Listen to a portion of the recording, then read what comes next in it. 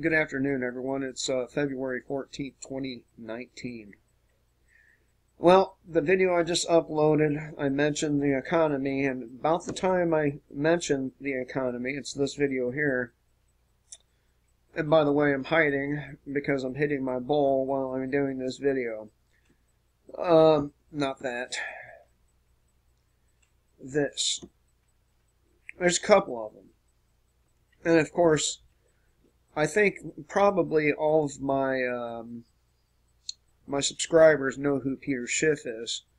But if you don't, he is a man who's grown up in the monetary business, or his dad was a big economist and who was put in prison for political reasons.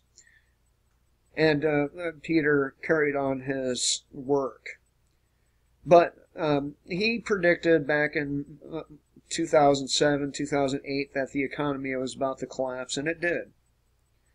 No one had any way of knowing the Fed would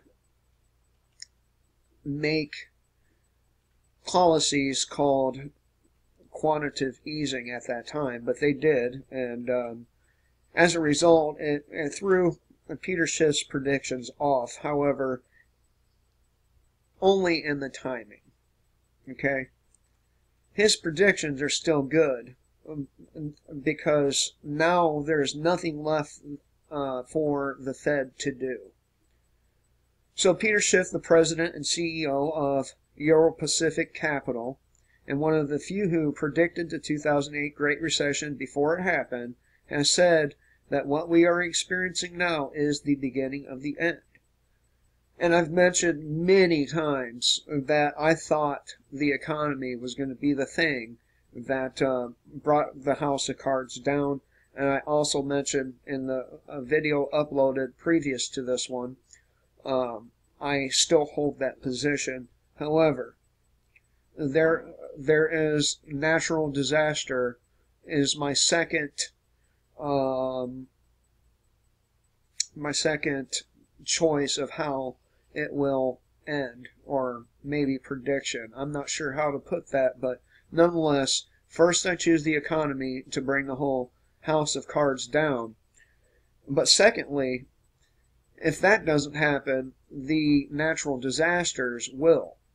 And if the natural disasters themselves don't cause the house of cards to fall, then the money it will take to rebuild after these natural disasters will.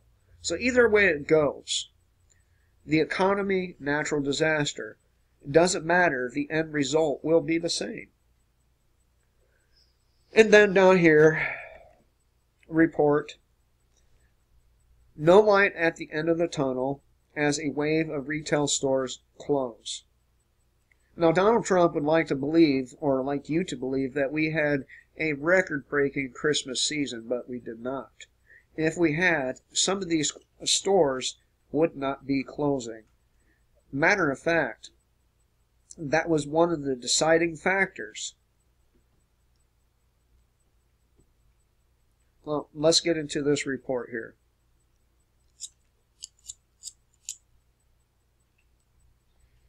All right. No light at the end of the tunnel as a wave of retail stores close. This comes from Max Lavo from shithitfanplan.com. You see that storefront? I am seeing more and more of these around my area. This at a time where more and more people are cramming themselves into this part of the country. The upstate of South Carolina, Greenville specifically, and all the outlying areas around it. It makes for miserable living, miserable traffic. What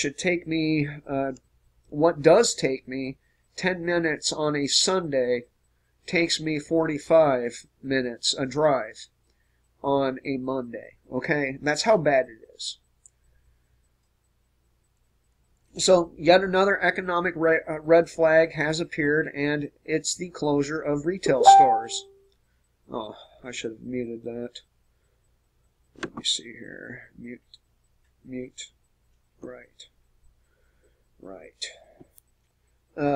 According to a new report detailing the precarious situation of the current economy, there is no light at the end of the tunnel, as the closure of brick-and-mortar stores will continue. Coresight Research released an outlook of 2019 store closures Wednesday, saying there's no light at the end of the tunnel, according to several reports, including one from Yahoo News. According to the global market research firm's report, a mere 6 weeks into 2019, United States retailers have announced 2,187 closings of physical stores. That's up 23% compared to last year. And of course, last year was a pretty bad year for store closures. Those closings include 749 Jamboree stores, 251 Shopko stores, and 94 Charlotte Russe stores. I'm not sure if I'm pronouncing that one right, but I've never even heard of these stores before. This may not seem like much of a big deal, especially if you don't often shop, but it's a red flag for the overall economy. Another red flag is John Deere. Either customers/consumers now have less money and aren't willing to borrow, or they are already maxed out and cannot spend. And that's my situation. I don't have credit cards, and I'm not borrowing any money for any fucking reason. If I have to go without, I go without. Now, I'm the kind of guy that prefers sleeping on the floor. Give you some kind of idea of what kind of person I am. I do not like soft beds. I like hard floors.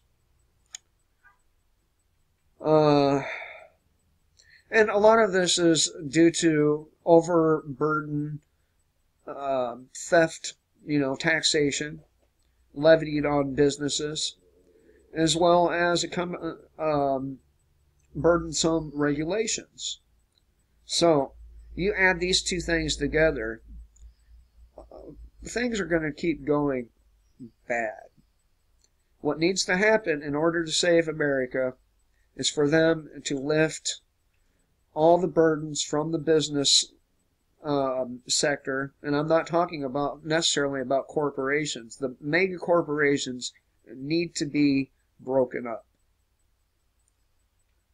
I'm talking about mom and pop stores. If we don't overthrow the current system, the financial, political system, and separate the two, we will be destroyed. It should be evident to all of you by now that's what's going on. Now, if you think about this for a moment, let me exercise some logic here. If any of these people had any intention on remaining in the United States after it collapsed, wouldn't you think they would work a little bit on the infrastructure? A little bit? Maybe.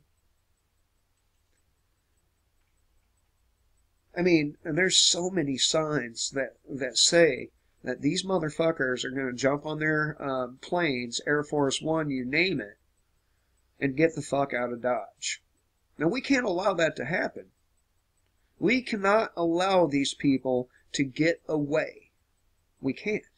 Because if they get away, they will remain away, and we will never have an opportunity for justice. These people have done this to our economy. These people have more than 2 million of our fellow citizens in prison for petty bullshit. These people continue to support the brutal enforcement of unjust laws. And these people should not be permitted to get away.